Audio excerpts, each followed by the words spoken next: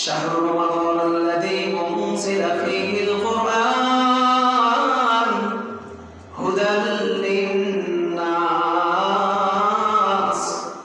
ওয়া বায়িনাতিন মিনাল হুদা ওয়াল ফুরকান। আমি আল্লাহ তাআলা এই রমাদান মাসে পৃথিবীর শ্রেষ্ঠ গ্রন্থ, মর্যাদাপূর্ণ কিতাব আমি আল্লাহ তাআলার কোরআনুল কারীম রমাদান মাসে নাযিল করেছি। বলি সুবহানাল্লাহ। এই কোরআন নাযিল করেছি পথহারা মানুষগুলিকে সঠিক পথে আনার জন্য।